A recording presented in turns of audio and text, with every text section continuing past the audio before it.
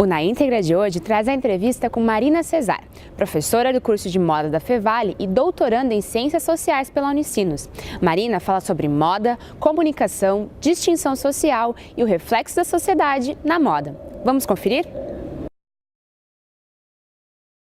É uma palavra que ela é tão pequena, mas ela tem um significado tão grande, tão amplo, porque ela pode ter vários vieses de interpretação.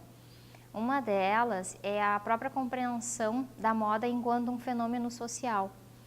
Geralmente a gente pensa na própria materialização, que teoricamente seria o resultado final disso, que é importante, porém antes disso é o entendimento em termos de comportamento de consumo. Então, o que as pessoas vão querer, quais são os gostos vigentes, quais são os desejos do futuro. Então, muito mais do que produto, a moda ela pode ser compreendida enquanto um fenômeno social.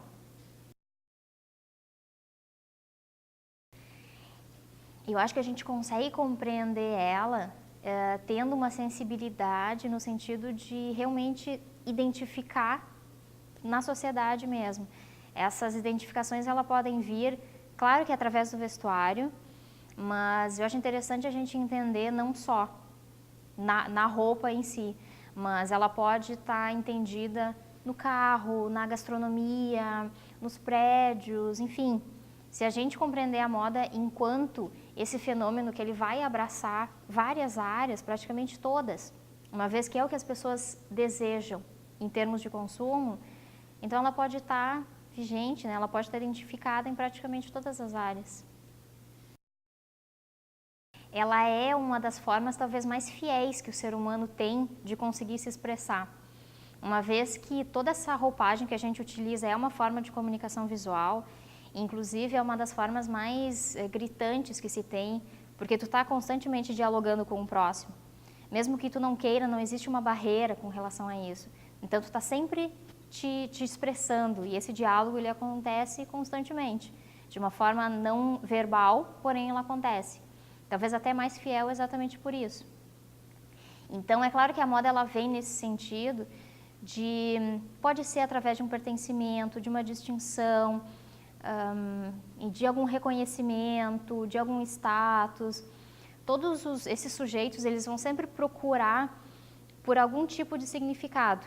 Então, tu vai querer pertencer a um grupo, mas ao mesmo tempo tu vai querer se distanciar de outros. E assim a gente vai sempre se contaminando socialmente e a moda seria um dos reflexos mais visíveis que tem dessa comunicação.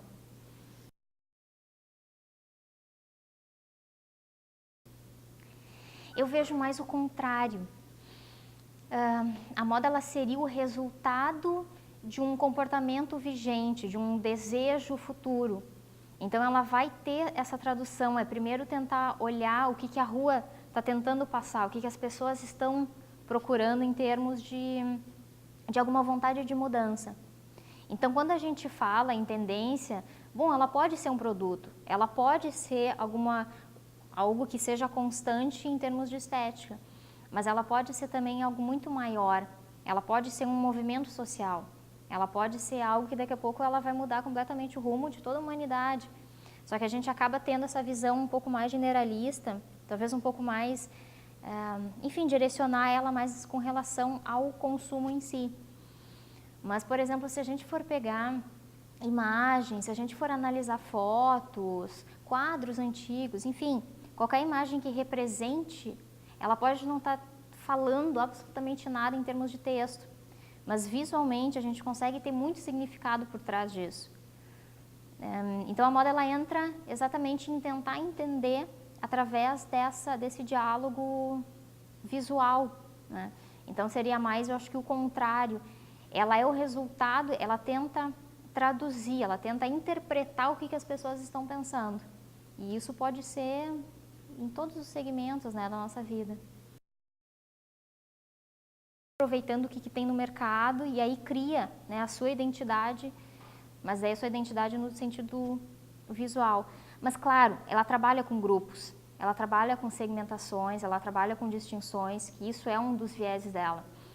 É essa separação e a gente se comunica baseado nisso, né?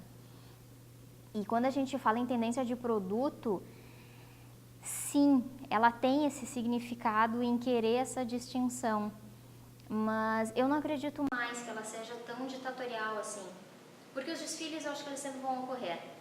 Essas propostas em termos de estilo também, mas não quer dizer que isso vai ser uma obrigatoriedade. Eu acho que são realmente assim algumas orientações, sendo que elas podem ser orientações têxteis, de cores, de silhuetas, ou até modos de pensar mesmo. Pensar mais no sentido da sustentabilidade, pensar mais no quesito de conforto, mas eu acho que ela não está tão restrita. Eu acho que inicialmente cada pessoa possui um repertório em termos de significações. Então, quando a gente vê um produto, daqui a pouco, enfim, um coturno preto, para mim pode representar o punk, para ti pode representar, enfim, cada um pode ter uma representação de grupo social. Então, vai ter sempre esses dois, essa ida de se comunicar, alguém que vai falar, mas o outro vai ler também. Então, muitas vezes pode acontecer, inclusive, algumas interpretações que elas podem ser erradas, da gente ver alguém e a gente imaginar que ela pertence a tal grupo, e daqui a pouco ela quer falar outra coisa. Então, muitas vezes vai partir de nós. E aí, dos acessórios, eu acho que depende também muito do que a gente for interpretar. Tem alguns que eu acho que eles são bem característicos, alguns que eles são bem supervalorizados. Tanto é que tem pessoas que elas compram algo que é muito... o valor dela, simbólico, é muito maior do que seria o valor financeiro ou vice-versa. Mas por uma necessidade de aceitação, acaba pensando muito mais nesse valor simbólico, mais do que o valor, né? Do que de fato seria esse produto em termos do real, né? Do real valor.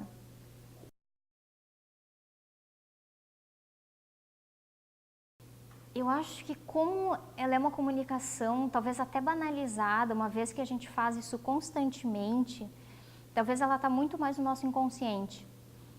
Dependendo, se a gente tem algumas atividades que elas de fato são cotidianas, talvez a gente nem pense mais. Mas eu acho que sim, sempre tem uma preocupação.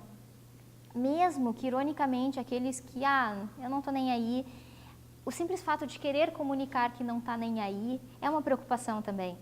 Então, o próprio conceito de vaidade ele é muito subjetivo. Talvez não seja só aquela pessoa que todas as manhãs acorda muito antes e se pinta, e se maquia e arruma o cabelo. Eu acho que até aqueles que não querem, acham, né, que não querem se comunicar, eles querem passar também essa ideia de desleixo, de riqueza, de despretensão, de luxo, o que for. Tudo acaba sendo uma comunicação também. De forma alguma. Ela é um gosto vigente. Pode ser, e sempre vai ter um padrão estético. Mas a beleza ela é muito subjetiva também, ela é muito pessoal.